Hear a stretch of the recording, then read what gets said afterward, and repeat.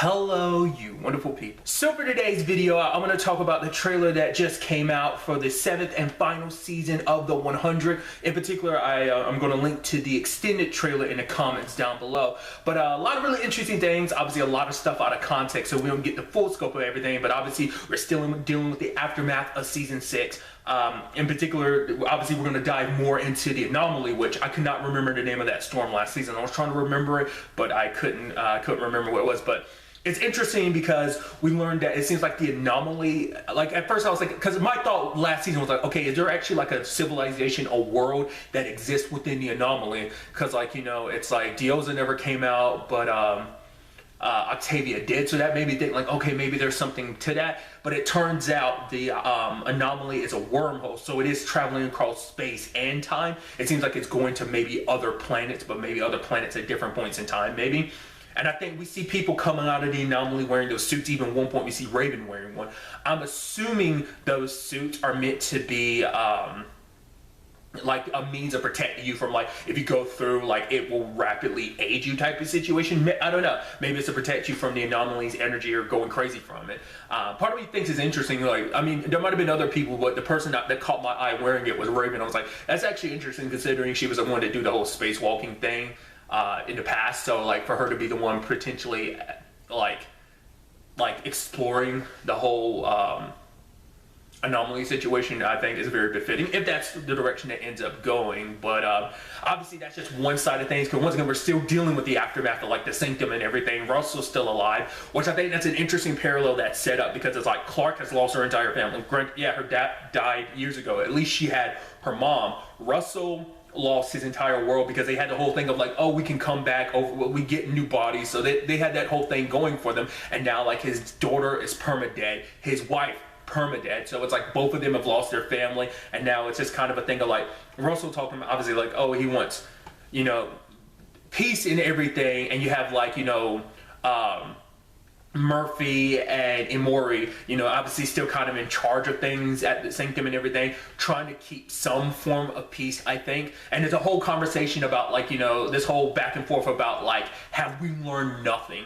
Because, you know, once again, last season, our whole thing, well, at the end of season 5, but also like a big part of season 6 was the fact is, Monty's last words to them were, we have to be better, we have to do better. And it's like, you know, are they going to be able to? Because even Clark was like, she's wondering, like, at this point, like, after everything that they've been through, maybe fighting is what they did to survive, sure, but she's like, now she's wondering if she was talking to Gaia, being like, I don't know if fighting might be all that we are, you know?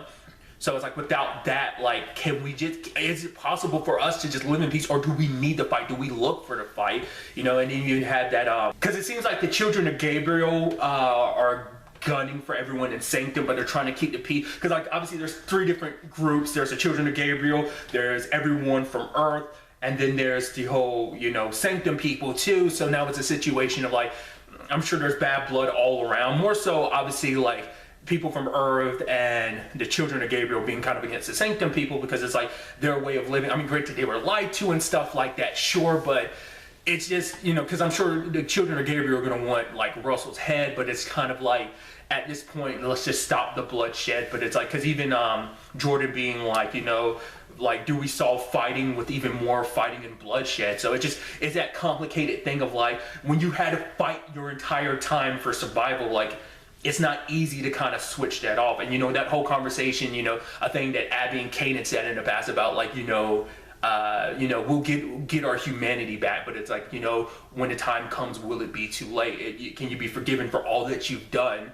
You know, and even Clark being like, yeah, we've all made mistakes, but Russell is going to die for his, you know. So what that looks like in the grand scheme of things, obviously Bellamy's still dealing with the whole Octavia situation. We see her with Dioza. I'm assuming that's Dioza and Octavia before she popped back last season, like when she went into the anomaly, and then it seemed like she came out like moments later when in actuality like months had passed or whatever. I think we're probably going to be dealing in that lane of kind of finding out like what she went through.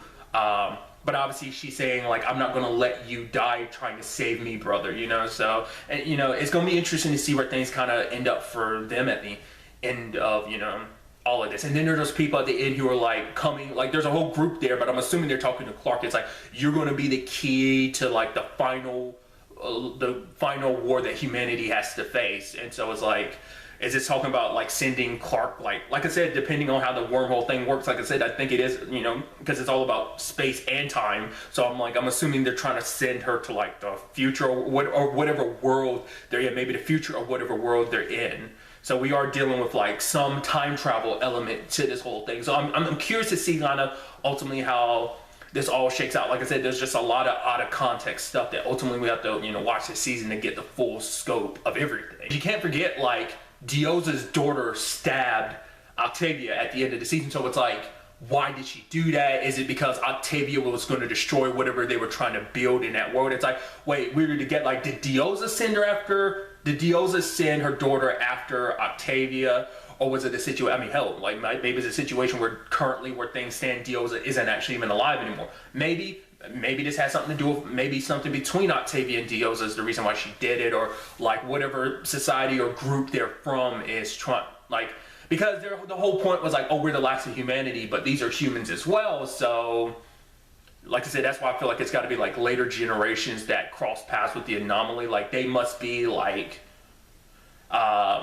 from the far distant, like generations down the line, from like offspring of all of these characters we're currently dealing with present day. I don't know. It's going to be interesting, like I said, to see, you know, the full scope of everything. In the comments down below, I'd love to get to know your thoughts about the trailer. I'd also love to get to know your thoughts about what you want and what you expect to see in the 7th and final season. But really, that's all I want to talk about. Till the next time we meet, be happy, be safe, live life to the fullest, and enjoy it. Good day and goodbye.